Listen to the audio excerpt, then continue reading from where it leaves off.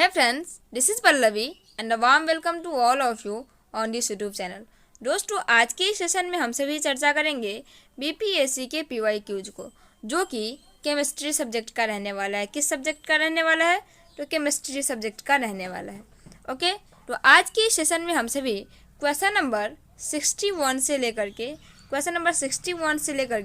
Question number 80 तक हम सभी आज के इस सेशन में चर्चा करेंगे। आज का यह जो वीडियो है हमारा, यह वीडियो पार्ट 4 रहने वाला है।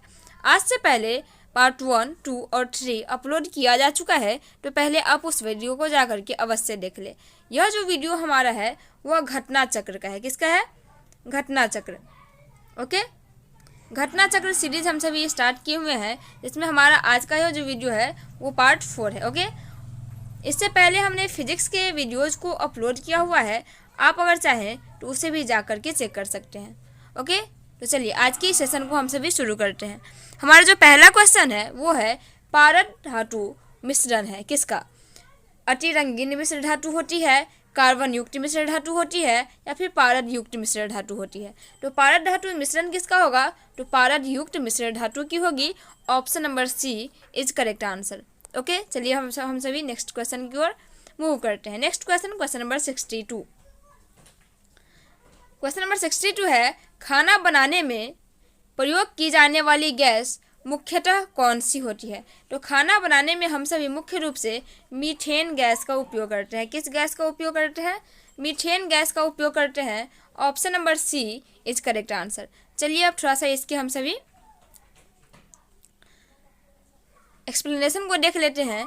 खाना बनाने में मुख्य रूप से मीथेन गैस का प्रयोग किया जाता है। इसे गोबर, कूड़ा कचरा इत्यादि से प्राप्त किया जाता है। ओके, चलिए नेक्स्ट क्वेश्चन कि निम्न धातुओं में से कौन सामान्य ताप पर द्रव होता है? तो हम सभी जानते हैं कि सामान्य ताप पर जो धातु द्रव होती है वो पारा होता है, और पारा के साथ साथ एक धातु होती है ब्रोमीन। क्या होता है?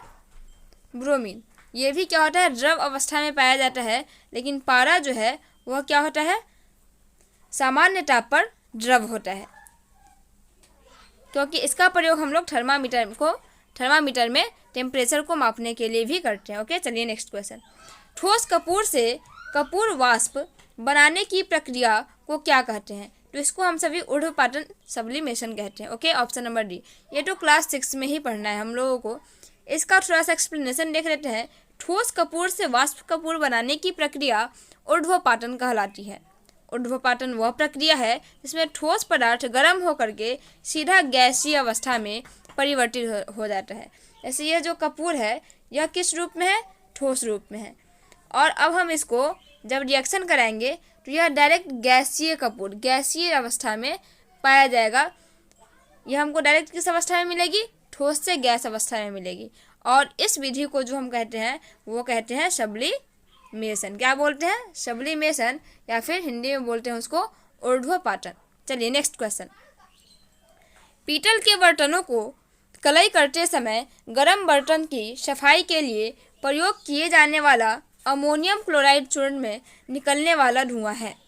अमोनिया का, कार्बन मोनोऑक्साइड का, क्लोरिक एसिड और हाइड्रोजन का, या फिर अमोनिया और हाइड्रोक्लोरिक एसिड का। दोस्तों इसका जो सही जवाब होगा वो होगा ऑप्शन नंबर डी, अमोनिया और हाइड्रोक्लोरिक एसिड का। अब थोड़ा सा इसका एक्सप्लेनेशन देख ले। पीतल के बर्तन को कलई करते समय गर्म बर्तन की सफाई के लिए प्रयोग किया जाने वाला अमोनियम क्लोराइड चूर्ण से निकलने वाला धुआं अमोनिया और हाइड्रोक्लोरिक अम्ल का होता है। किसका होता है? अमोनिया और हाइड्रोक्लोरिक एसिड का। किसका? हाइड्रोक्लोरिक एसिड का। ओके, चलिए नेक्स्ट क्वेश्चन। नींबू खट्टा किस कारण से होता है? नींबू में एक एसिड पाया जाता है, उसको हम सभी बोलते हैं साइट्रिक एसिड। कौन सा एसिड? साइट्रिक अम्ल। कौन सा अम्ल? साइट्रिक अम्ल। नींबू में क्या पाया जाता है? साइट्रिक अम्ल पाया जाता है। चलिए देखते हैं ऑप्शन। हाइड्रोक्लोरिक एसिड के कारण, acetic acid, tartaric acid.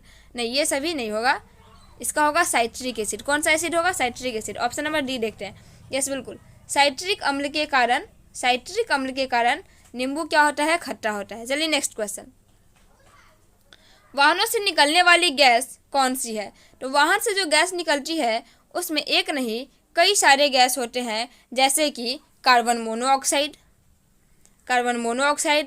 Carbon dioxide, sulphur dioxide, nitrogen के ऑक्साइड, ये सभी गैस होते हैं। कार्बन मोनोऑक्साइड भी होता है, डाइऑक्साइड भी होता है, नाइट्रोजन के ऑक्साइड भी होते हैं। तो ऑप्शन नंबर ई होता है इसका आंसर, एक से अधिक, निम्न में से एक से अधिक, ऑप्शन नंबर ई, जो कि हमारे ऑप्शन में नहीं है। इसमें carbon monoxide, carbon dioxide, nitrogen के ऑक्साइड ये सभी सही हैं। चलिए नेक्स्ट क्वेश्चन की ओर आगे बढ़ते हैं। स्टील को कठोरता प्रदान करने के लिए क्या बढ़ाई जाती है? कार्बन की मात्रा, मैग्नीज की मात्रा, सिलिकॉन की मात्रा या फिर क्रोमियम की मात्रा? तो स्टील को कठोरता प्रदान करने के लिए हम कार्बन की मात्रा को बढ़ा देते हैं। किसको बढ़ा देते हैं? कार्बन की मात्रा को बढ़ा देते हैं। ऑप्शन नंबर ए जो होगा उसका करेक्ट आंसर होगा। चलिए इसके एक्सप्लेनेशन को देख लेते हैं। इस्पात के साथ उचित मात्रा में मिश्रक मिला करके उससे आवश्यक कठोर, तन्य और सुघट्यता प्रदान की जाती है।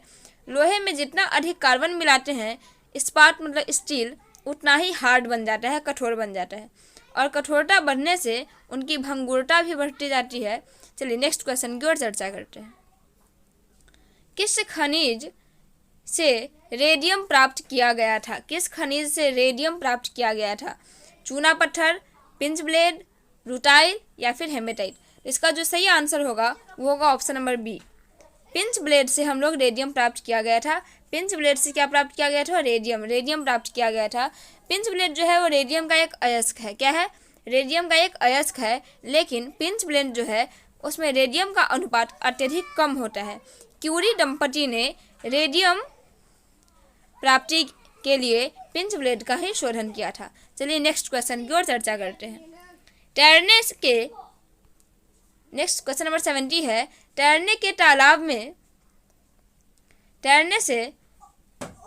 तैरने से मनुष्य की त्वचा जल जाती है, क्यों? तालाब में तैरने से मनुष्य की त्वचा जल जाती है, क्यों? क्वेश्चन ये क्या है? तालाब में तैरने से मनुष्य की त्वचा जल जाती है, क्यों? अवरक्त किरण के कारण, क्लोरीन के कारण, उष्मा के कारण या फिर परावैंगनी प्रकाश के कारण? इसका सही जवाब होगा ऑप्शन नंबर बी, क्लोरीन के कारण। किसके कारण? क्लोरीन के कारण। Option number B is correct answer.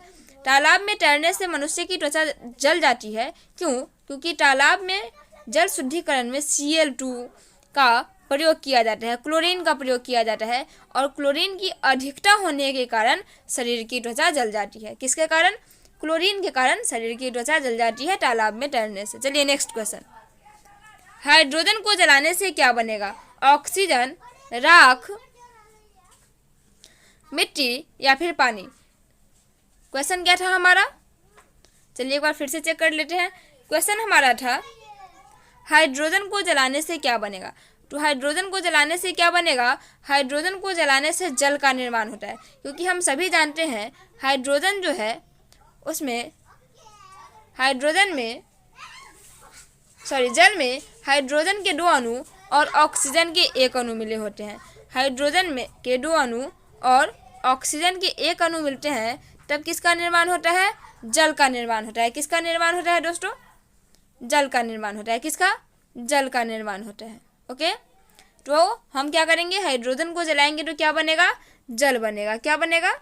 जल बनेगा। चलिए नेक्स्ट क्वेश्चन। सोने को घोला जा सकता है। सोने को घोला जा सकता है किसमें? Sulphuric acid, nitric acid, sulphuric और नाइट्रिक एसिड के मिश्रण में और हाइड्रोक्लोरिक एसिड में। तो सोने को एक्वा रेजिया में घोला जाता है। एक्वा रेजिया का मतलब क्या होता है कि सांद्र नाइट्रिक और हाइड्रोक्लोरिक अम्ल का जो आयतन की दृष्टि से अनुपात होगा वो होगा 1:3। कितना होगा? 1:3 होगा। कितना होगा? 1:3 होगा। किसका? नाइट्रिक और हाइड्रोक्लोरिक अम्ल के। ओके, इसका मतलब यह है कि इस प्रश्न में कोई भी विकल्प सही नहीं है। यहाँ क्या होना चाहिए? हाइड्रोक्लोरिक एसिड और नाइट्रिक एसिड, इस दोनों को मिला करके एक ऑप्शन होना चाहिए। ओके।